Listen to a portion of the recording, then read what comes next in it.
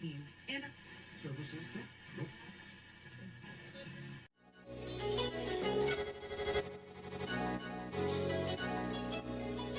let's go. He wants to jump 1,000 cars. Sir, you have 1,000 cars. I don't think I'd attempt to try this stunt. Or we owe this horsepower to Uncle Sam. Too many cars. Car. You know, roses would be... Like I put my beer belly on it. If you can't immediately tell somebody how many cars you have. You'll really give those uppity yuppies something to think about.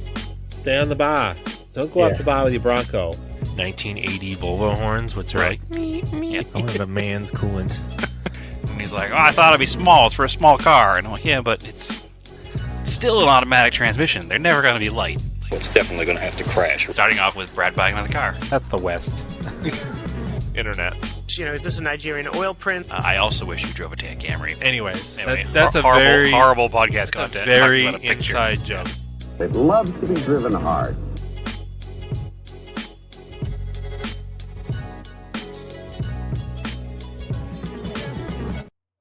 Welcome to another episode of Auto Off Topic.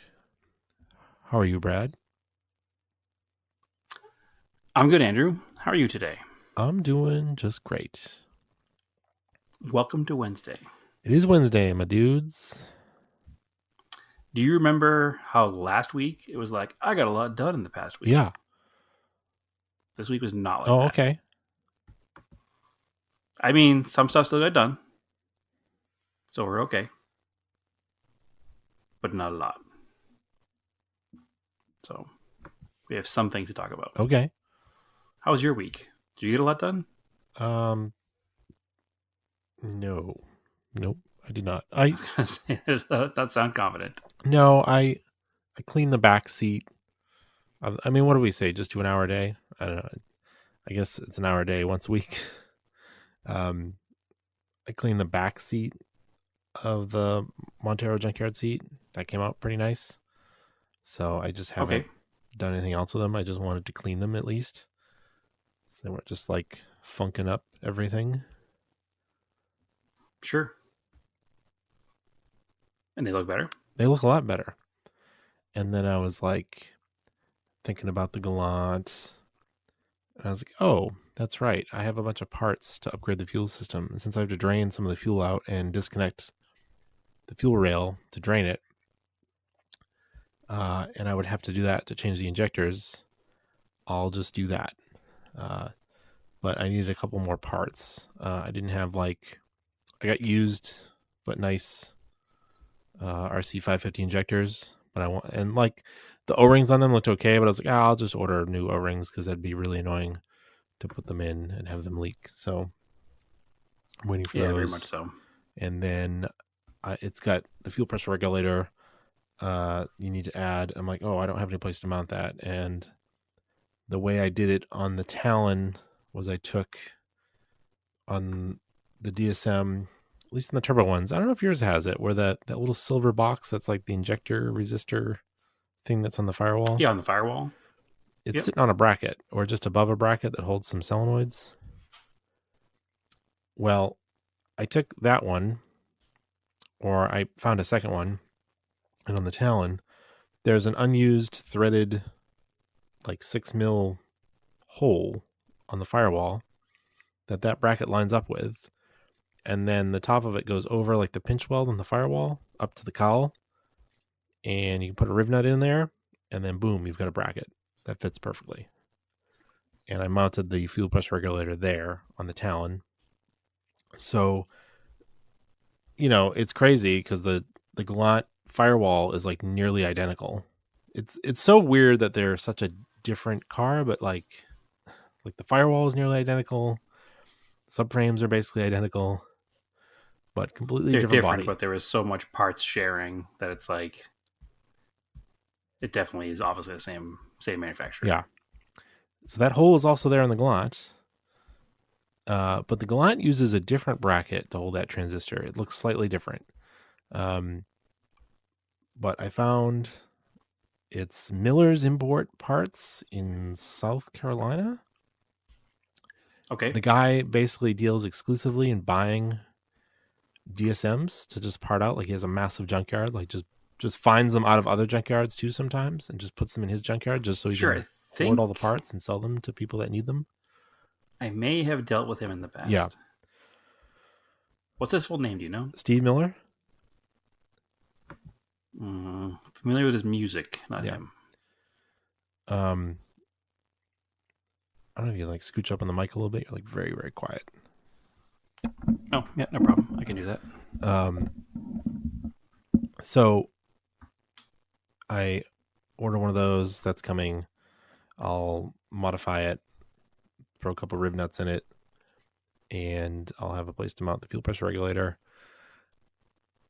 I'll have to do the fuel pump rewire. But for now, I want to get the car so it runs smoothly.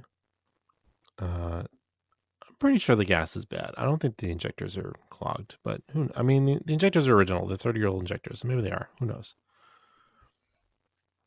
I put a new fuel filter in it a while back, but I'm going to drain out like half the tank and put some fresh gas in it because I already put half a tank of fresh gas in it. So, and I was thinking of Maybe change the filter? yeah, it should be all right. It's only like 2 years old. Okay. Well, if the gas is bad, and maybe it's clogged up in there too. Yeah, I don't know what it would be clogged with. There's nothing really. Car wasn't like sitting for that long.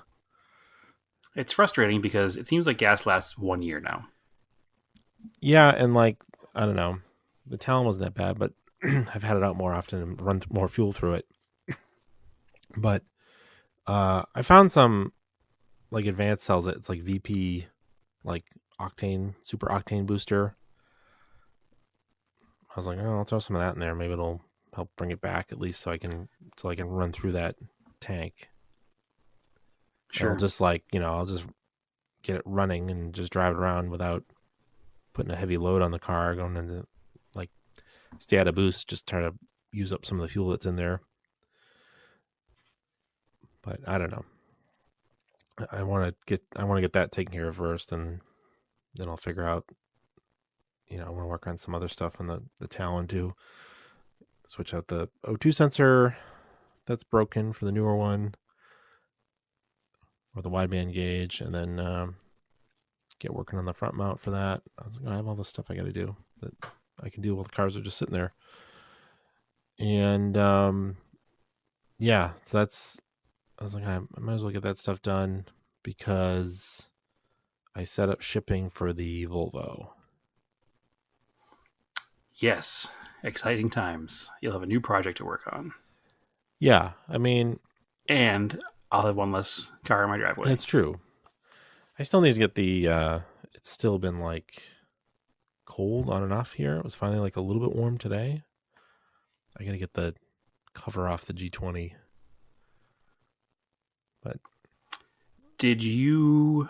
You received the package I sent you, right? With all the Volvo stuff? Yeah, I got it. Have you had a chance to look through the books yet? Oh, yeah. There's some pretty neat stuff, actually, in those books. They're like period correct maintenance manuals, basically. Yeah, one is a glove box size, which I'd never heard of. It's like a service manual that fits in your glove box. Yeah. And then the other one is like Autobooks, which I've heard that name before from working at Bentley. But it's interesting because the book, outside of the book, is covered in like plastic, so you can use it in the shop. And then the inside cover has a computer punch card, which are like, those were ancient when I was a kid. Right. And I'm like, I don't even from being in book publishing, I'm trying to think of like, I might reach out to some of the people I used to work with who have retired. And see what it's for. Ask them what it would have been for. Like, I don't know what it would have, like, it's taped to the inside of the book. I thought it was a library card at first. I was like, why is this in here? Yeah, I remember seeing it when I was flipping through there. I don't remember what it was either. Like what would it, I can't think of what you would do with it. You wouldn't be able to put it in your computer. It's not going to give you the book files or anything. It literally tells the computer what to do. It's a punch card. Right. Like some of I think most of our listeners are they know what I'm talking about. It's like a rectangle card that's about half a foot long, like 6 inches by looks like the size of a bumper sticker. And you can see it's got all the code on it, and it's got punch outs. And you'd put that in a computer, and it would read the punch outs, and that would somehow tell it to do something. Like, this is the type of computer that would probably have like giant reels of tape on it. Yeah, I'm not sure what it would be for, honestly. Like, it's the I have no. Like, it'd be like the original Italian Job, where it's the computer controlling the Milan traffic. Yeah, something like that. It actually reminded me of going back to like the 90s, working somewhere, like the punch card you punched in and out of work with. But instead of punching your time in it, you actually was already punched for a different reason. Oh my God, I forgot about having a physical punch card. Right. But yeah, I mean, that's how I used to punch in and out of work. I don't know what it would be for. It's weird. I'm going to look into it more because it's baffling me. But it's got some people go, "Oh, that's for this." Yeah. Oh, cool. Thanks. But I really love old service manuals like that because they just have it's just funny language in them. Like, I was reading through it, and there's one it's telling you how to check the gap in the distributor. And it's like, oh, you can use cigarette papers. Right. Which everybody has just in their pocket. Yeah, and it's just giving you different tips on like fixing stuff and how certain things are like, oh, this might be far too complicated for your home garagist. You may need to go to a specialist that has electronic diagnostic equipment. This is for setting the ignition timing, it's like you need a strobe optic ignition timing light. No, I don't think I do. Which I suppose wasn't maybe common in the early 70s to have in your home garage. I don't know, maybe not. It seems so common now. You can buy it at Harbor Freight for like $0 if you wanted to. So I don't know. Oh, it's funny because I was talking to a family member the other day who used to drive one of these Volvos. And they were talking about how expensive and complicated it was and had to go to the Volvo dealer every time to get it worked on. And I was like, honestly, it's like the world's most rudimentary car. But I'm assuming that people just thought it was more complicated because they didn't know anything about it. So the reason why companies like the company I used to work for, Bentley Publishers, took off in providing service manuals was that foreign cars became more popular in the United States and people did not know how to fix them. So they started releasing service manuals here for Volkswagens, Audis, British cars, Volvos, because it was like, even though there are like literally, it's really not that much different from a American car. It's just a 4-cylinder instead of a V8. Like, the principle is the same. It's a pushrod engine. It's literally identical to a British car of the era. It's really, really close to a British car. It was just funny. They were talking about how they had to bring it to Volvo for service because that was the only person that could service it, and it was always expensive to fix it. So they told a story of needing motor mounts and not being able to afford to get both done. So they got one motor mount done, and then the car just, every time they drove away, would just like lurch to the left until they could afford to get the other motor mount done. Strange. Yeah, because it's probably even easier than doing on a V8 car. You can like see it from the top or the bottom without even trying hard. Then it's also the same thing this is the same thing that we ran into with Japanese cars, that nobody wanted to work on Japanese cars for a long time because they were too weird, too foreign. And now nobody wants to work on old cars because they're too weird. Like, no, they're way easier. Well, in some cases. But they're not, because you don't know what you're talking about. Yeah. Well, again, it's that whole, like, the stuff we like from the 80s and 90s is stuck in that mid, like, not old, not new, hard to diagnose. But, like, stuff like this Volvo, like, yeah, we couldn't get it started in 10 seconds in the driveway, but whatever's broken on it is going to be fairly simple to diagnose once you take the head off. I just wasn't going to dig that deep into the project. So, all right, you might even be able to take off the rockers and look at and pull the push rods out and see if they're bent. Like, it could be something super simple, but I just didn't get a chance to look at it. But something like, the Eclipse or the Galant, where there's no check engine light, and you're trying to diagnose some weird electrical failure from a 40-year-old part, you get lost You on. can't do it without the book. You have to have the service manual. Right. You need the book. Because that tells you all the tips on how it works. And that's the problem that I've talked about before. That information does not exist on the internet. So no amount of... Starting. People are starting to scan things in and... Barely. But keep if you them places. if you don't scan them and they're not optically recognized, search cannot find it. And so Right. no amount of AI will help you fix that car correctly. Correct. Unless somebody's written it out Well, it's somewhere. like the TPS reset procedure on Starion Conquest. Yeah. Like, it's like a 37 line long process that nobody's going to know how to do unless you have a book, because it doesn't make common sense at all. No. So... And that's why I collect these old service manuals. Yeah, I was just at a used bookstore here the other day, and I bought a mid-70s Colt manual. A, because it looked cool, and B, because it's one I didn't have, even though it's not a factory manual, which I already have. Yeah.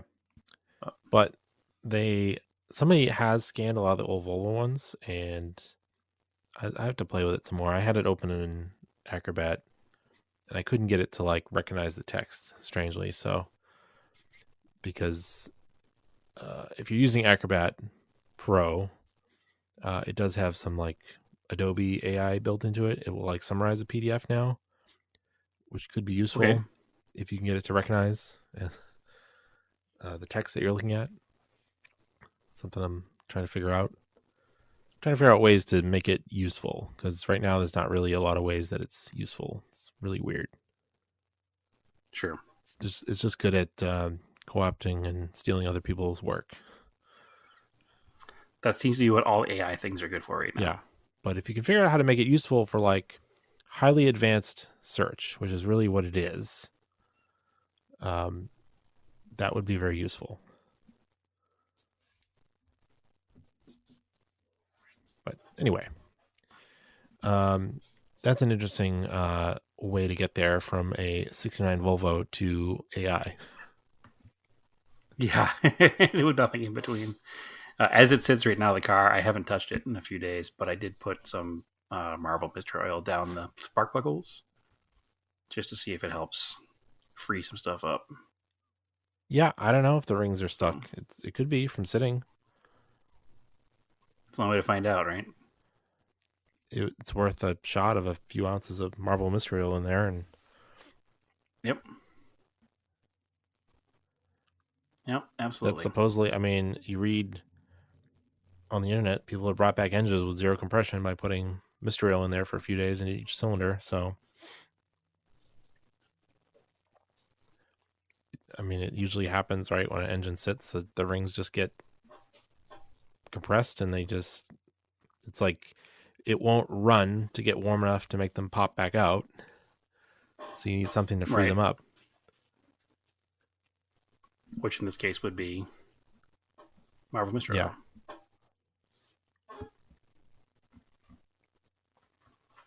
Sweet. Well, in my project car world, I did a couple small things. I think we last left off, the Starion needed a radiator. I have measured up the radiator. Did I talk about that? I think I did. No. I talked about needing a radiator, right? Did. Okay. So I measured up the radiator and looked at where the inlet and outlet were and looked all over it to make sure there were no other inlets and outlets on it, which there are not. So all it has is just the upper and lower radiator hose. And I couldn't find a radiator for the car that was less than $500, which is absurd because it's a $500 car. So I dug a little deeper, took the measurements, and we have a speed shop here in town. It's like a mail order catalog called Speedway Motors. I've talked about them before, actually. I bought the lowering blocks for the Corolla from those guys. They had in stock a radiator that is that size. Exactly. With the upper and lower hoses in the correct positioning. Should hopefully fit in the car. I have to go down and pick it up. $160. So it's a 2-row aluminum, 2.25-inch core, which is much more cooling capacity than even the factory one has. In fact, it's overkill. It's actually for a big block Chevy. So it should work just fine, though. I don't see why it wouldn't, unless you have a better idea for me, Andrew. But I think that should work perfectly, because all we're doing is trying to cool. Doesn't matter what the application for the thing is, right? No, it should be it's like fine. a universal style. Yeah, the Starion has almost like a channel in the bottom the radiator sits in, and then I can just fabricate some kind of brackets out of sheet metal for the top. So that should be pretty simple, because the car does not have a electric fans. It has a mechanical fan. So there's no coolant temp sensor on the radiator itself to run electric fans. So for $160, hopefully it works. And if it doesn't, well, we'll figure out something else, I guess. But it should work. And it's a pretty polished aluminum one in the not shiny, rusty engine bay. So it'll be obvious that it's there. So, and then I can at least drive the car, which is the main goal here, is just to drive the car. So these have a pretty good rating as far as the product itself. So hopefully it works out. What else have I done? I dug out the Sapporo for the first time in over a year. Oops. Thankfully, it did not succumb to bad gas.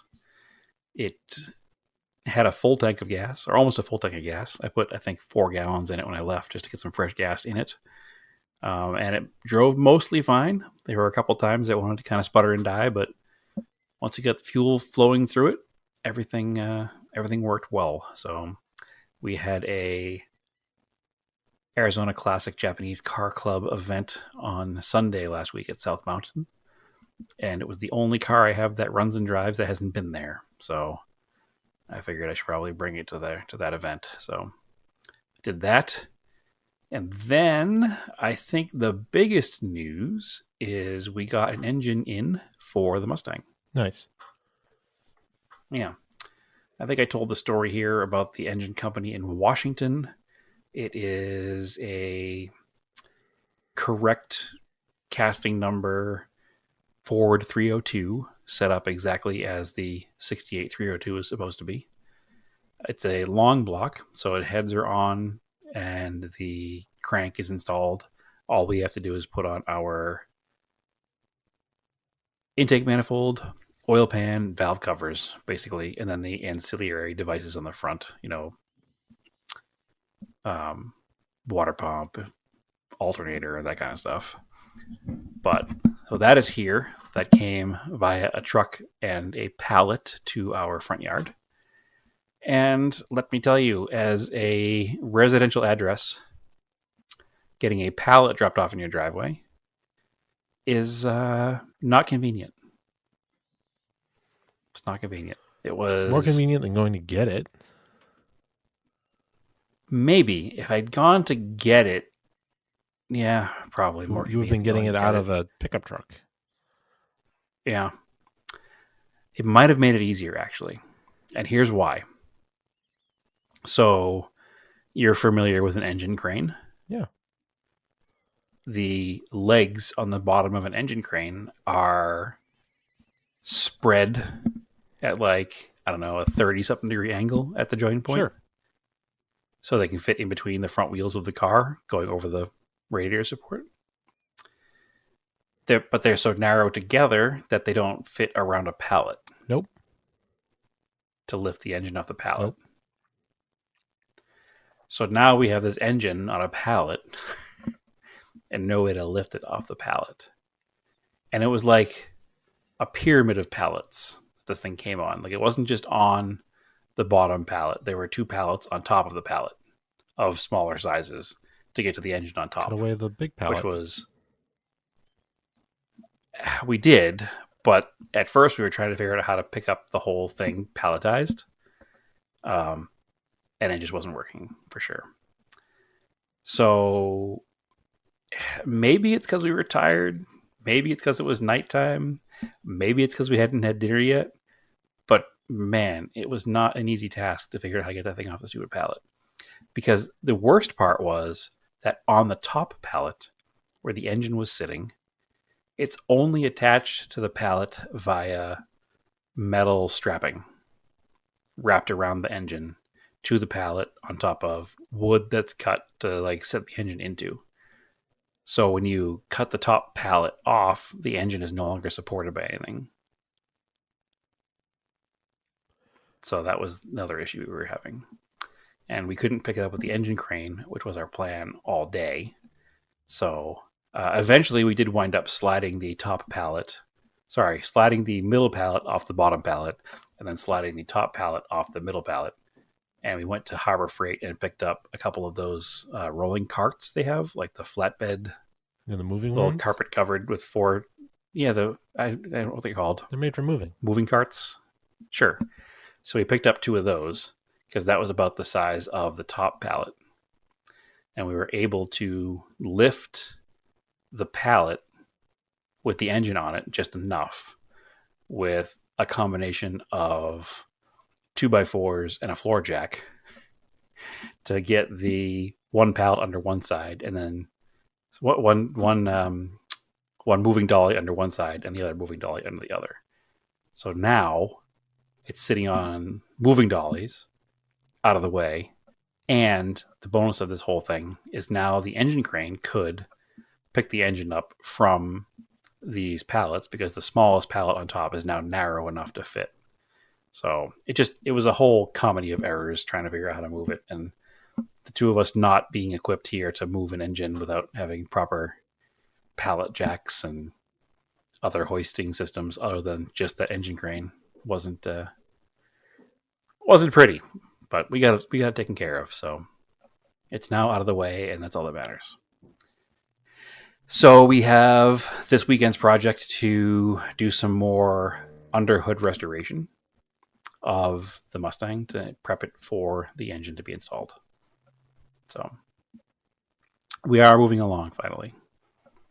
So that's a good thing. We have the only rust in the car I think I've talked about before is on the top of the apron on both the left and right side under the hood. Apparently it's a common spot for Mustangs to rust. So we have that to take care of, and the battery tray, because like most old cars, the battery tray has rust. So we have a brand new battery tray as well. But that's all coming up pretty quickly. So hopefully we'll have the engine bay prepped to start assembling things in the next couple of weeks. Fingers crossed. So that was the big project car stuff around here. It did require moving the Starion again, which started and drove just totally fine. Started right up, like third crank. Like, it's weird. Car doesn't feel like it's sad at all. It runs so good. So, other than that, there hasn't been any other project car stuff happening here. Oh, wait. Yes, there has. That was a big one. I forgot all about it. You know about this already, Andrew. Oh, wait, there's more. Discord knows about this. Yeah. I've put this in the back of my head because it annoyed me. I blew up the Corolla. Oh, yeah, I forgot about that. Yeah, me too. And now I'm mad that I remembered. So, I haven't been driving the Mercor or the 944 at all. And the reason for that is because the Eclipse is still broken. And I didn't want to blow up 2 cars at the same time. And both of those cars, to me, are of the type where something weird could happen. I don't think that they're unreliable or going to blow up. But if I were to put money on another car breaking, whilst the Eclipse was down, the car that would break would be the 944 or the Mercor. So I just haven't been driving them. I have been driving the Corolla, and I have been driving the Colt and the Sapporo and the Cressida. I drove actually all three of them this weekend: the Corolla, the Cressida, and the Sapporo. So I went the other day. I was coming home from, I don't know, some event in Scottsdale, and by the time I got home, I smelled oil, and I said, "That's weird. No big deal. I'll look at it later." Went out and looked at it, and there was oil leaking on the intake manifold. It was like pooled up in a couple of spots. So my thought process was, oh, I bet this needs a valve cover gasket, because that's right where it looked like it was leaking from. So I said, well, I'm going to order a valve cover gasket and keep an eye on it until that part comes in. There was an event Saturday morning. I wanted to go to 4 till 4 for a shakedown. And I got in the Corolla about, 6:30 a.m., fired it up, went around the block, made it to the first major intersection with the lights at it. And I was sitting there and I saw smoke coming out around the hood edge. And I was like, oh, that's not good. So I pulled into the AM PM gas station, popped the hood open, and saw that there was smoke literally pouring out of the breather filter on the valve cover. Now, this car has a breather filter because at some point in its life, it was switched to a Weber carburetor. And when you switch to a Weber carburetor, you lose a lot of those recirculation PCV lines because they go into the stock air cleaner, basically. So instead of having that, it has the breather on the valve cover. And the smoke was literally pouring out of it. And I was like, oh, that's not good. I wonder if my PCV is stuck. Well, I wasn't too far from home, so I just drove it home. I was maybe a mile away. I pulled up front and opened the hood, and it was still pouring out. So I took off all of the PCV stuff, and I checked, for any clogs. Checked the PCV valve. It worked the way it should work. Kind of wiped everything down. The filter seemed like it was pretty clogged with oil, as it was, because it was literally smoking out of it. So I had another filter of similar size because the Cressida has the same setup on it with the Weber.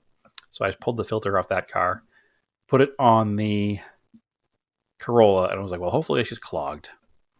And I cleaned up everything else, drove off, made it the same distance, and smoke was pouring. Went home again. It's pouring out of the new filter. So obviously there's a crankcase pressure issue, it felt like. Well, a couple things can cause a crankcase pressure issue, right? Could be a clogged PCV valve. It could be a cracked vacuum line somewhere. So I checked both those things again. I checked the PCV valve again. Still totally fine. I went through all of the vacuum lines, and there were a couple that were questionable. They had some cracks in them. There were a couple of vacuum caps that were on parts that no longer work for the vehicle because of the elimination of the factory intake setup. So I replaced all those vacuum caps. I replaced all the vacuum lines with all brand new lines, made sure everything was fresh. There are no more vacuum leaks. I sprayed some brake clean and some other stuff around the vacuum lines to see if there's any change in rev. Nothing seemed any different at all. So I was like, all right, maybe we fixed it. So I did that same round the block drive. Nope, still smoking. So then I got home and said, well, there's only a couple things that can be now. I could have cracked a ring, or I could have something really wrong in the valve train. So I did a compression test to start, and the number 3 cylinder has half the compression of the other 3. So that's bad, obviously. So with the combination of the cylinder 3 being down that far on compression, and all of the oil smoke blow-by coming out of the PCV system, seems like a pretty good chance that I have something wrong internally in the block in cylinder 3. More than likely, something's wrong with the ring. So either cracked the rings or I don't know. But this engine only has 20,000 miles on it, which is incredibly frustrating. I didn't rebuild it. It was rebuilt at a shop somewhere in Tucson. Unfortunately, more years ago than a warranty would allow for, but not that many miles ago. So now I'll have to dig into it and find out what's wrong. I still haven't done a wet compression test by putting a little oil down the cylinder and checking the compression again to see if it comes back. But I mean, I'm pretty certain that it's not going to be a valve drain issue. It's going to be a piston ring issue. So that's where the Corolla sits now. And with the Eclipse still looming and the Mustang project now looming, I genuinely don't think I'm going to get to fix this car anytime soon. There's a lot ahead of it. So why don't you just put the head on maybe not Eclipse? Yes, that is happening soon. I'm still trying to figure out a timing cover situation. That doesn't matter though. You can put the whole thing together and have it all timed without the cover. The cover goes on nearly last. It does. I'm just trying to get it all done so I can just slam through it and get it taken care of. Yeah, but you could That was like the heavy work is getting the head on and setting the timing. Yeah, but also if I go through all that and then I don't have a timing cover, I'm going to be mad. Why? It's done. It's not done. Yeah, but it's done. Put More timing done cover on, than and it you is got to put on all now. the belts The and head the on. pulleys, and I know I'm just frustrated by it. It's a weird mental block. It really is. It's a weird mental I'd block. rather get all of that done and just be waiting on parts. If I was waiting on parts, it'd be one thing, but I can't even find the stupid thing. That's the frustrating part. I don't know. A good friend who you know, Keith, thought he found one the other day, but it was unfortunately an early one. It was new old stock too. Would have been perfect. Yeah, but I mean, I would still put it together. It's not perfect. I rationally, I hear what you're saying, but there's some kind of weird mental block and I can't get to it. So we'll get there. I actually was talking to our friend Josh the other day, and he is saying the same thing as you, and he's even volunteered to come over and help. So if he helps you, it'll be on that in might like be happening 2 or 3 hours a day. Yeah, and then it's like it'll be one day. Not a big deal. You can just leave the crank pulley off as soon as you have the cover, because even the cover even goes around the water pump. You can have the water pump on there. Like it's like yeah, it does. Yeah, it's like inside. You're like 99% done. You can I know, or 95. Like you can put the cover on, well, put the crank pulley watch on, this space. Put your belts back on, your accessory belts, and then it's pretty much there. He's coming over next weekend to help out, so should have it all together that day. And hopefully I'll have maybe even timing cover by then. Yeah, I mean, either way, it's progress is progress, man. Yeah, well, tell out to my stupid brain. So, anyway, he's coming over next weekend, and we're doing that next weekend. We were going to do it this weekend, but we're actually going to a rallycross instead. Ah, okay. Yeah, so that's fine. I'll allow it. Yeah. Well, I haven't been to a rallycross in, I don't know, 15 years? So it's been a long time. Maybe not quite 15 years, but probably close to it. So I'm not driving anything in the rallycross. I'm just going up and kind of hanging out for the day and supporting him and his gallant. Just kind of should be a fun day. I've wanted to get involved a little bit more with the rally community here anyway. I haven't met much of them since I've moved here. I've met the actual stage rally community, but I haven't met the rallycross guys. So should have some crossover. just like there was, just like there is in the East Coast. But anyway, yeah, that's the those are the progress updates or lack thereof. The project down date, I guess, is that one. So that's about it. What else do you have, Andrew? That's all I got. All right, I'm almost well, there. I'm getting to the point where I'm starting to do stuff. I still haven't swapped off snow tires. My back wasn't feeling it the other day, and I got to do all that. I went to a used bookstore the other day. Yep. We have a chain of bookstores here in Phoenix. I don't know how far it reaches. I know they're here. It's called Bookman's. And they have all kinds of stuff, but they also sell magazines. So I was going through and then had somebody's collection of car and drivers from the 80s. Okay. So, of course, I picked up some car and drivers from the 80s. What I wanted to bring up was a couple of things. One, when there was no internet to call you out immediately on things, you could say anything you wanted in a magazine and nobody cared. There is some wild stuff in these books that I will not even bring up on the podcast because it swings politically. And certainly not politically correctly. And I was laughing thinking about the fact that this was the book that I read as a child. You know, I read every Car and Driver, every Road and Track, and that's how I learned about cars, right? Yeah.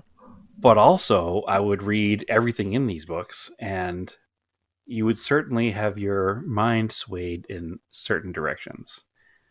So I've talked before about how angry I get at how angry people get at bicycles, right? Yeah. In the June 1984 issue of Car and Driver magazine, P.J. O'Rourke, who was a writer for Car and Driver for decades, wrote an entire column, which was entitled, this is a long title, A Cool and Logical Analysis of the Bicycle Menace and Examination of the Actions Necessary to License, Regulate, or Abolish Entirely This Dreadful Peril on Our Roads. This is Car and Driver magazine. Yeah. So, I mean, shitposting in magazines has just shifted to shitposting on social medias. Like, people have these right, takes but at too least on in social media. still. But on social media, you can be called out for it, and it's just taken as one person's wild opinion. Printing it in a heavily circulated magazine is a whole nother situation. Is it? I think it is for sure, because there's no way to combat it unless you write a letter to the editor next month. And that's what people And would do even back then. But they only print what they want to print. And then on top of it, it's being taken as fact because you're a writer for a magazine. You were held, I thought, to a higher standard. So, do you want to know what his 7 reasons for hating bicycles are? Sure. He broke the article into 7 principal arguments to make. Number 1, bicycles are childish. Bicycles are undignified. Bicycles are unsafe. Bicycles are un-American. 5 is my favorite one. I don't like the kind of people who ride bicycles. It's just, I was just reading this and I was just, my mind was blown. Why are bicycles un-American, Andrew? I don't know, but it's editorial stuff. It's just like what happens today. Yeah, I guess. It seems so different because you would never see that in a magazine. So now, I don't think. The big thing is that like editorials are now think pieces instead of just calling them editorials where it's just your opinion. So it's not really reporting on anything. It's just literally your opinion. So it's probably his column. And No, it's not his column. This is an article in the middle of the magazine. He also has a column. This is a separate article with an illustration and everything. Anyway, the reason I wanted to bring it up was because how it ties into this podcast more than just that is we read all these magazines, even today, and people are always decrying that this will be the end of whatever. This will be the end of this. This will be the end of that. This will be gone. Cars will be gone. Gas will be gone. Hot rodding cars is gone. There's always something that's going to be gone, right? And going back to these magazines from the 1980s, this particular article about bicycles ended with a sentence. It's simply a matter of natural selection. The bicycle will be extinct within the decade, and what a relief that will be. So, much like today, all of these articles just come into, don't worry about it, it'll be gone in 10 years. And that hasn't changed at all. Because we're still reading magazines today where the editorial will be about, like I just said, gasoline. And they'll be like, what are we going to do with all these gasoline cars when gasoline's no longer available? It'll be not available in 10 years. It'll be not available in 15 years. What are we going to do with all of this stuff? And it just, going back to these magazines, there is so much stuff about what's coming, what's gone, what's going to be gone forever. And in reading these 5 magazines that I bought, I found, no less than 5 or 6 of those of similar predictions of things that will be extinct in the next 10 years. And they're all here. So let's calm down and just enjoy our gas cars alongside of our electric car friends, because there's no fear of anything going away. And it just struck me, the whole, everything's going to be gone. There isn't going to be anything left. We've been saying it since at least June of '84. And I'm sure before that as well. So that's really what I wanted to bring it all up for, because I was laughing reading these things about all the new tech that's coming out and things you're going to see, and either what didn't happen or all the fear mongering in these magazines. None of it's happened. Carburetors still exist. Fuel still exists. Life is still good, just different. So anyway, just a small aside. I do have some articles to take pictures of and post it in the Auto Off Topic page, because there's some neat stuff in here. So specifically a Superstock and Drag Illustrated magazine from 1976 that is just chock full of Colt drag racing content. Yep. That's cool. So, yeah. Anyway, want to play a game? Sure. What game do you want to play? Craig, don't tell me. I think it's the only game we got, so let's play it. All right.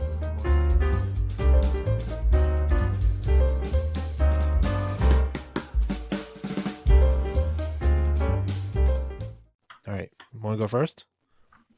As in, you ask me? I can. Let's see. We're going to start with a Craig, don't tell me. That's actually from Facebook Marketplace. So I don't think it's cheating. Is that cheating? It's not cheating. Nope. All right. I'm actually going to tell you what this car is listed as, because it's not what it is. So you have to guess what this car actually is. 1970 Aston Martin. There was no option for advertising this car, so I had to pick another make. Oh. All capitals. It is not an Aston Martin. Uh-oh. This is a blank, blank, blank. Super rare and very cool. 1970. I'll give you that. That is the correct year. Blank, blank. As comfortable as a Citroen DS, but much, much, much cheaper. This is the world's first mass-produced hatchback. Over 1 million made and sold all over most of the world. They were imported here in very small numbers from 1969 and onward for the next 3 years. aluminum 1.6 liter engine, 4-speed manual transmission. This blank was sold new in Southern California and made its way to Phoenix.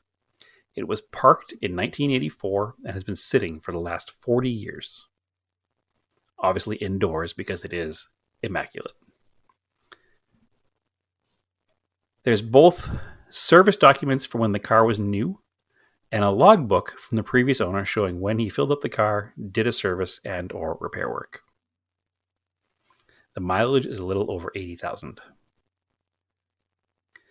The cylinder head was off the engine when I bought it. The cylinders looked new, no wear or ridge. I had the head planed and the valves reground and the head installed again. Car shouldn't have a new carburetor and then be started. The car was sold new with air conditioning. The compressor is missing, but since the old compressor was pretty useless even when new, you can install a modern AC compressor anyway. The car is in really good condition, rust-free. The interior is even good, rare for a Southwest car. You will not find another one in the US if you want one. My price, $3,500 cash. Is Brad going to buy this car when he does end this podcast? Probably, yes. My goodness. Wow, the first. So there's not many specs in there. Hatchback. First mass-produced hatchback. It is a 1.6 liter aluminum 4-cylinder, And it's with a listed 4-speed. as an Aston Martin. It is listed as an Aston Martin. And I can tell you right now, that doesn't give you any clues. Oh, so it's not British. And I will, clue number 1, it is not British. So you just didn't even try to pick a name of a car from the correct country. All right. You know, this might be a hint. I don't think you can buy a car from this country in this country at all right now. Oh, okay. It's a 5-passenger, 4-door hatchback. Oh, It is mid-engined, front-wheel drive. what? It's definitely all right. So it's Russian. The engine is in the front, but is behind the front axle, so it is considered mid-engined, front-wheel drive. What did you say it is? It's Russian. Well, It's a Lada. ultimately, it is not Russian. It was sold in Russia. If you saw it, you might think it's Russian, but it is not Russian.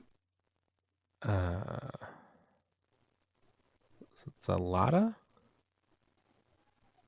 It is not Russian. Okay. So it's a They made this car from 1965 to 1980. They made 1.8 million of them worldwide. some sort of a Fiat. Can you buy a Fiat in this country right now? You can, can't you?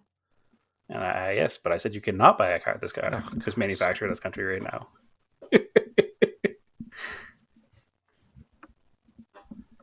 Well, it's not a Renault. It's not a Citroen.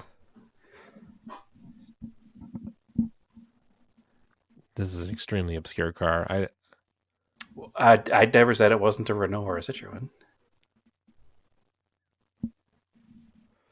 I said it wasn't a Citroen. I guess it's a Renault, but I don't know which one. It is a Renault, yes. Do you even have any memory of what a Renault would have been in 1970? No, I don't. Okay, so it's a Renault 16. I don't even know what that looks like. I'll send you a picture later because I don't know how to describe it. It looks like The 4-door hatch. It's a 4-door hatch. Yeah. I genuinely want this car. It's only $3,000. 16. Yeah, it's good. Oh. Yeah, it's a weird car. Yep. Yeah, that's like there's one for sale here for $3,500. yeah, I don't. That's like, if you're doing a movie and it's like an alternate timeline, like that's a car you throw in there because it just doesn't even make any sense. It's just like, Yeah, sure. Well, we were talking in the Discord today about the car in the new Fallout TV show, right? yeah, Which is a Kaiser. Oh, no, I forget the name of that. Is it a Darren? I think it's a Darren. Yeah, it's a convertible. Yeah, the one with the sliding doors and defenders. Yep. Like that's a weird car for their alternate timeline. Well, anyway, yeah, that was a hard mode one, and I apologize, but I couldn't not use it. Well, on a side, did you ever play the Fallout games? I tried to play one of them. I never got into it. The show was very, very good. You would like the show, and you don't even need to play the video games because I haven't played one of the video games in a very long time. It's just that it's alternate timeline, basically, where after World War II, everything became nuclear powered, like cars, everything. And basically the technology just stayed as it was in the 1950s for whatever reason, except everything was nuclear powered. So the cars they use are like off-brand cars that were sold here. Like Kaiser. Yeah, so because they look different. To anybody who's not a car person, it just looks really odd. It's not a typical especially the Darren. Yeah, it's not a typical 1950s car. So, cool. I'll have to watch the show. Yeah. But I never really played the games because I'm more of like an instant gratification video game kind of guy. Yeah, they're very slow. Too much of a slow burn. Yeah. But too much of a slow burn. I've never been able to sit and play through a game that takes like time to build up to anything. I need to have the game go right away. Like I've always liked sports video games and driving video games. So, all right, your turn. I am selling my blank. This 47-year-old car is a true survivor. The car has 34,000 miles on it. Former elderly owner bought it new in Knoxville, Tennessee. I am the second owner. Car's always been in a garage. It shows meticulous condition, no dense rust. Never seen a New England winter. Being top of the line blank model, it has power windows, power front seat, cruise control, AC, power trunk button, AM 8-track cassette, digital clock. Beautiful laid-out roof is in perfect condition. Everything in this car is fully functional, including the air conditioning. Interior is mint condition with no rips or tears. Many parts newly replaced, including radiator, blah blah blah. Car drives extremely smooth. Definitely turns heads. Has original rally wheels covered with wire spoke hubcaps. Also included chrome wheel rings and wheel center caps for a sportier look. Car is rare and remarkable collector's gem. Unfortunately, these ads are not super descriptive we've been finding lately, so that's the best I got for you. So I'm going to go with a couple of key points here. Rally wheels, 1977. Yeah, well, it gave you it told you how old it was. Right, that's what I'm saying. So it's 1977 with rally wheels. Yep. There wasn't much left with rally branded wheels then, except maybe a Pontiac. So my assumption with a roof is going to be some kind of a Brougham model. And it's going to be like a 77 Grand Prix. Nope. First answer. Incorrect. Did you say no? Do I have the right manufacturer? No. Manufacturer group? Nope. No. What else had rally wheels in 77? That wasn't GM.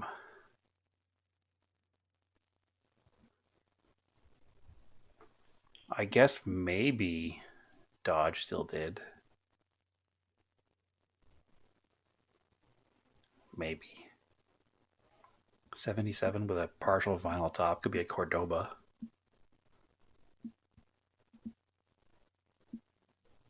Is there any kind of information on engine or transmission or anything? Because basically all I have to do now is guess 1977 car with a Landau top, which is all of them. Yeah. It's also,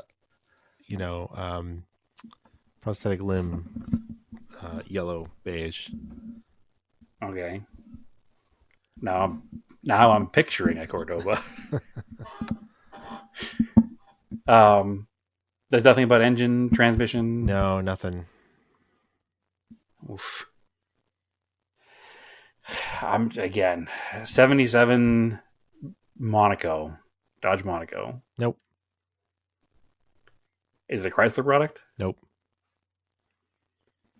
Okay, it's not a GM or a Chrysler. Nope. So it's a Ford product. Yes. Okay, I was way off. I don't know if Ford had a rally wheel in 77. It's but... definitely a Malaise vehicle. Oh, 77.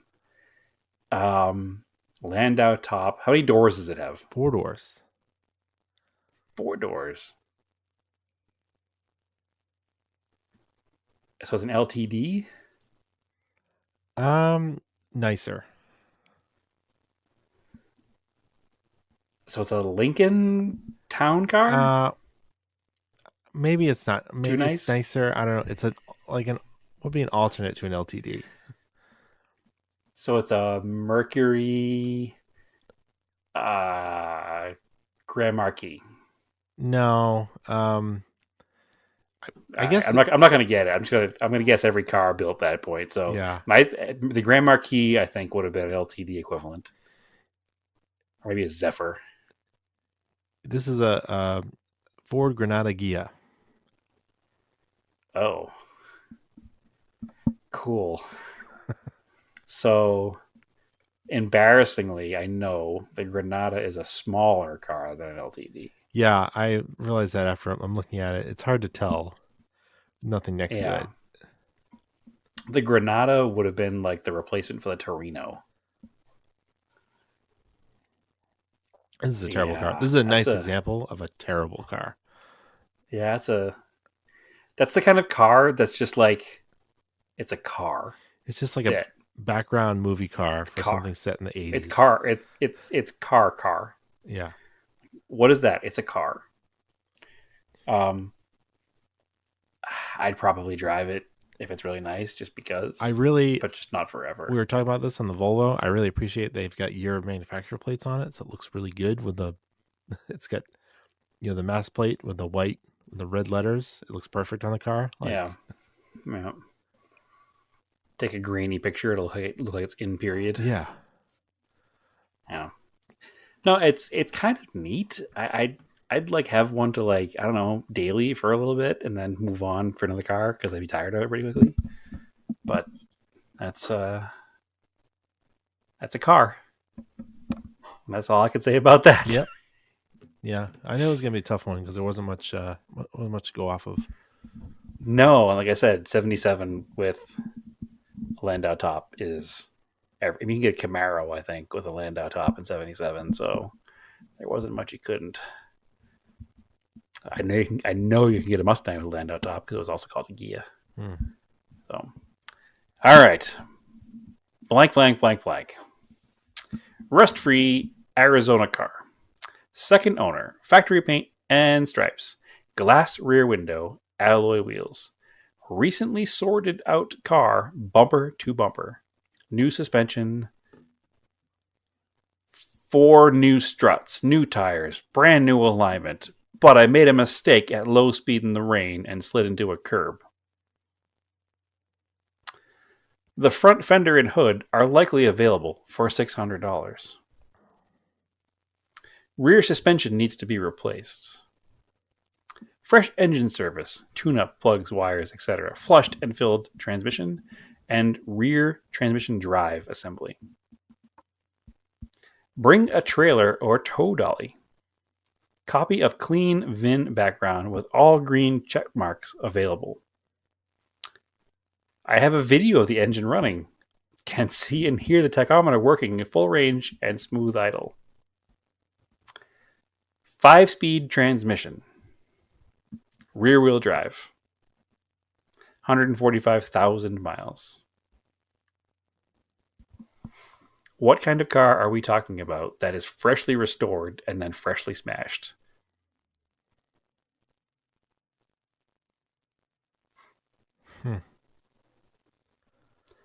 Now, I will tell you that this car looks like it was probably pretty clean, but now it needs a fender, a hood, a right headlamp, probably the apron and strut housing based on how far the fender is kicked in.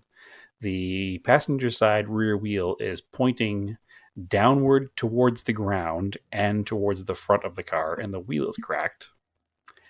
And they want $7,000 for it. I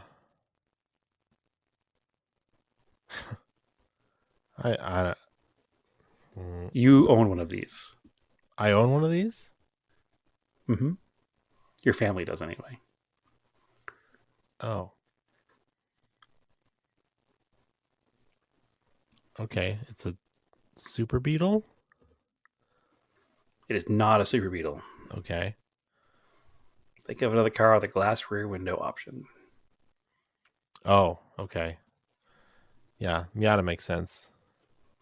So this is a 95 Miata. Yeah. With 150,000 miles on Yeah. it. With a broken rear suspension subframe and fender apron hood, headlight assembly, and front strut. And he wants $7,000 for it. The car's totaled. It has a clean title, though, only because he hasn't put his insurance claim in this time yet. Or he printed it before he put his insurance claim in. One or the other. Yeah, this is wild. He just casually mentions it right in the middle of the whole thing. Like, new suspension, new struts, new tires, new alignment. But I made a mistake in the low speed in the rain. And I slid into a curb. Don't worry about that part, though. Oh, boy. Yeah, that's no good. Yeah. It's definitely no good. His tires are called, they're Foursome D600s. That might have been his problem. Foursome. It's F, and then it has O that's like a sunset. RCEUM. They're for some cars. Maybe not that car. Yeah, not that car. A Foursome D600. So that might be his problem there. But, yeah, I'll send you this link to it. It's pretty funny. It looks like it was a clean car before he smashed into a curb. Oh, boy. All right, your turn. All right. My last one should be easier. Maybe not. Early blank car with 4-speed and stainless steel upper bumper. Originally blue. Car was repainted Chrysler Rally Red on previous ownership. Body modifications include fiberglass fenders, front and rear, fiberglass hood, front spoiler, roll bar installed with competition seat belts. Engine modifications under prior ownership include Del Toro DHLA 45 carbs and a 104 cam. Other alterations include Mallory distributor with an MST ignition, aluminum flywheel, aluminum radiator, Monza exhaust with chromed 421 header, stabilizer bars added front and rear for flatter cornering, some rust and driver's side rocker panel shown in pictures. That's it. Stainless upper bumper? Yeah. What's a 4-cylinder car? Yep.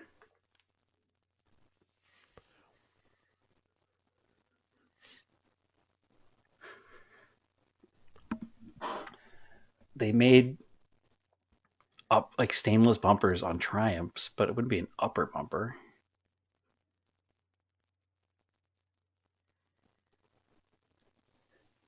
Ugh. It's obviously a foreign car, the 4-into-2-into-1 header and the Lortos. And a Monza, yeah. Yeah. It's got slot mags on it. Could be anything. Is it a Triumph? I mean, TR4? You're in the right genre. Stainless upper bumper. I think that's what's throwing me more than anything, because I can think of a car that has like a lower bumper that wouldn't be stainless. 914? No, you were closer with the Triumph. Like what might be like a off-brand Triumph? I saw an MG. Even more off-brand. Oh.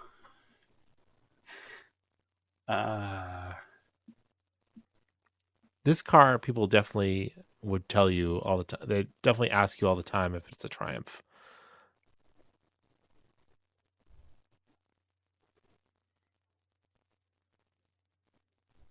It's British. It is British. I'll give you that. It's not a Triumph or an MG. Oh, is it something? I guess maybe off-brand. They're wrong. Is that Jensen Healy? It is. Yeah. 74 Jensen Healy. I can't picture that stainless upper bumper. Yeah, it's got a rubber bumper They're all and the yellow. strip on top is stainless. Okay. But it's like they did a better job integrating like impact bumpers into this thing. Yeah, because they weren't sold here, I don't think. It looks like an impact bumper. I don't know. It's weird. It's like you took a Triumph and put a body kit on it or something. Because everybody's just going to ask you. Yeah, if it's a Triumph. they're neat looking. Yeah, they're neat looking. And the engine's cool. It's got like a twin cam slanted over. I'll send you this too. I don't even know what that engine is. Those are cool cars.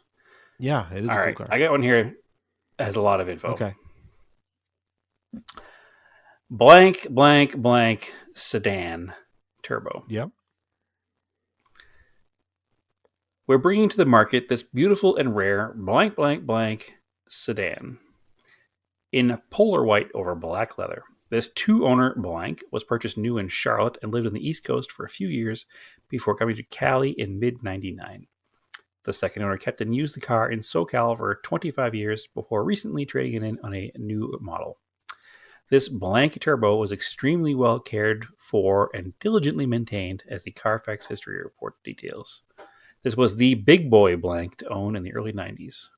There are very few blank turbos left, even fewer that maintain their fit and finish like this one. Don't miss out a chance to own this well-preserved short version of blank. This blank turbo is currently equipped with a turbocharged 4-cylinder, 165 horsepower, automatic transmission, rear-wheel drive, ice-cold AC, cruise control, power windows, locks, antenna, fog lamps, climate control, leather, sunroof, genuine blank 16-inch turbo twists. The body on the car is in very good condition, extremely well maintained. Original coat of polar white with black trim. Exterior is stunning. Filler panel on the rear bumper missing a small segment. 0 cracks in the dash. Everything works. Yada, yada, yada. We redid the headliner. That's really it for information. 4-speed automatic transmission, fluid torque converter with lockup, 2.3 liter EFI turbo inline 4, 165 horsepower. There's not a lot of horsepower. It's not a lot of horsepower for a fairly big displacement turbocharged car. Turbo twists. Factory, they're described as factory turbo twist alloys. In 99. Nope. I think he said the car was a 99. He traded it in. He brought it to Cali in 99 from the East Coast. Oh, is there a car year? Do we give car years initially? Sometimes we do. I gave you one on the Ford. Yeah, kind of. You gave me it in a roundabout way. This is a 1991 car. Oh, okay. That makes more sense then. I was like, what on earth in 99 was turbocharged? 2.3 liter.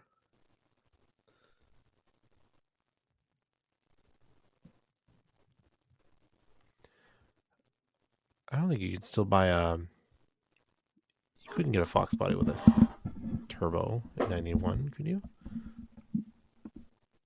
I don't think so. Hmm. I don't know what the last year SVO was.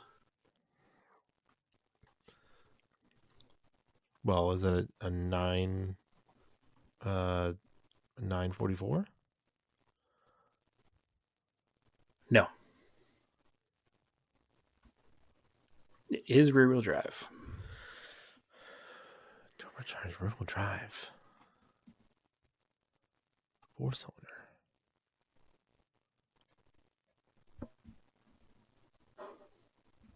Oh boy. 4-speed automatic. Speed automatic.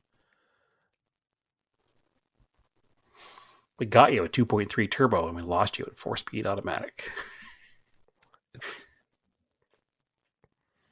not like a Grand National. Not in 91, it's certainly not. No. And that would have been a 3.8 liter. And not a 4-cylinder. Rear-wheel drive. Oh man, I don't know. I get nothing. Think deep, Andrew. What came with 2.3 liter 4-cylinders?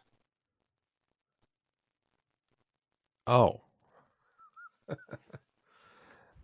So it is would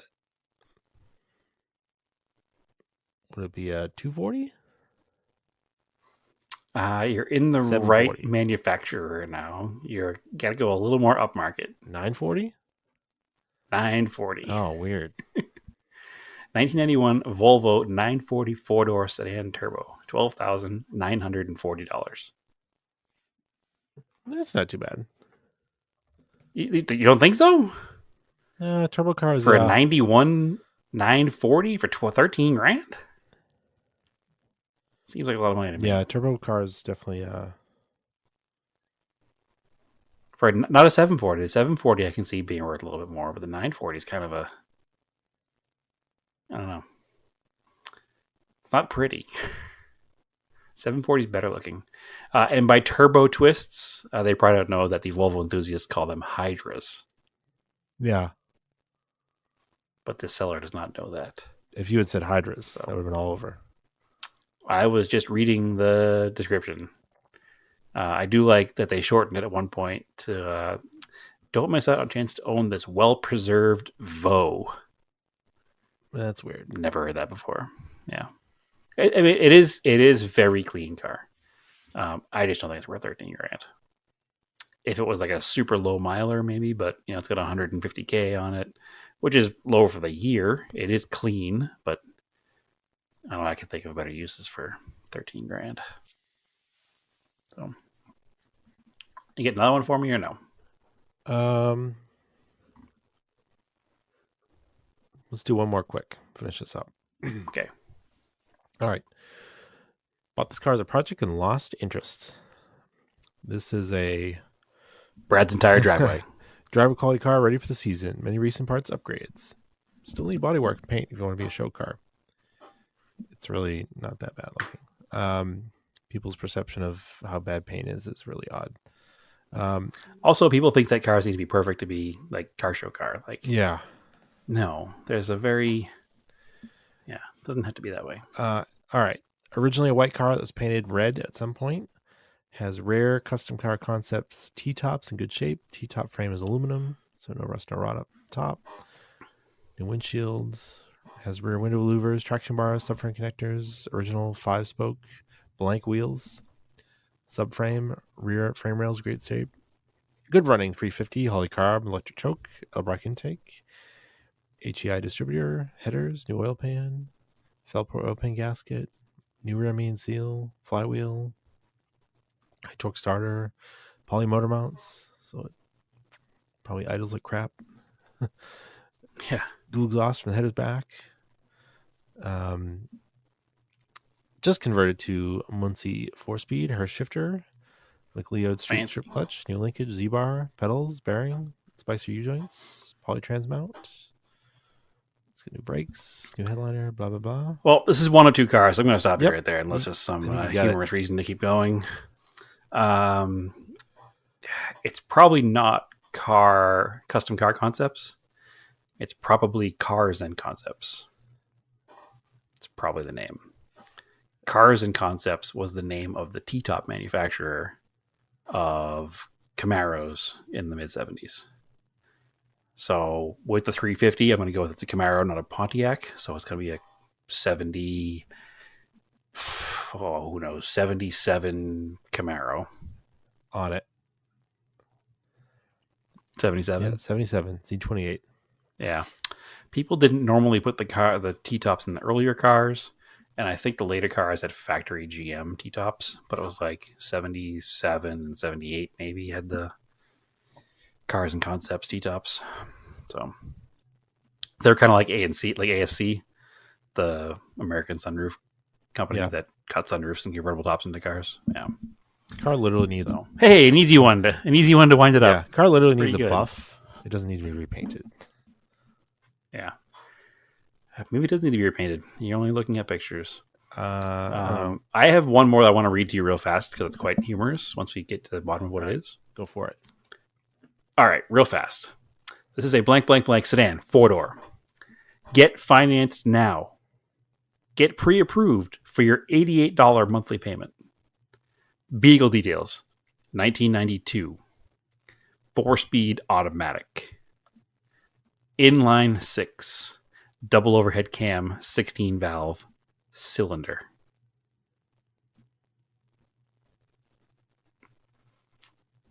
That's it. That's all you get. Inline 6. Nope. 1.6 liter L4 double overhead cam, 16 valve cylinder. That's all it says. Just a cylinder. It's a 4-cylinder, obviously. Yeah. I don't know. I'm way off tonight. You too, nothing. You too, Andrew, could go to this dealership and be pre-approved for your $88 a month payment on a 1992 Toyota Corolla LE. Oh, yeah. I just saw this ad and I was like, man, what kind of world do you have to be in where you need to get a loan for a 1992 Toyota Corolla? What's the price for the whole also, car? They don't list that. They want you to finance it. The crazy thing, though, is that because this car exists at a dealership like this, the car is absolutely immaculate. Like, it is probably the nicest 1992 Corolla left. Inside, outside, spotless. Mm-hmm. I guarantee this car doesn't last another year. Because the kind of person who is going to put $200 down and take home his $88 a month 92 Toyota Corolla is not the kind of person who's going to care about this car at all. And it's going to last $0, 0 days before it's trashed. So maybe not. Maybe I should go buy it. Oh, here's the price. I had to go to their website to find the price. $54.95. Oh, still too expensive. Yeah. The car, Andrew, legitimately is the nicest 1992 Corolla you have ever seen. Okay, sure. So, if it was a stick, I'd go buy it tomorrow for $88 a month. Yeah, it's at a buy here, pay here a lot in Phoenix that has some quite questionable vehicles. Woof. Yeah, big woof. Home of the $200 down payment. Yeah, everything in their inventory is questionable at best. Well, on that. Anyway.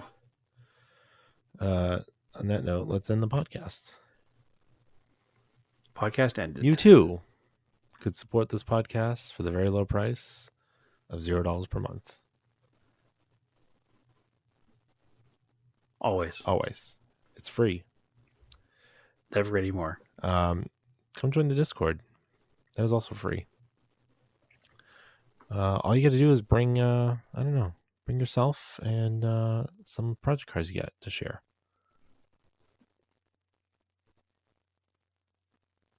And an occasional meme. Yep.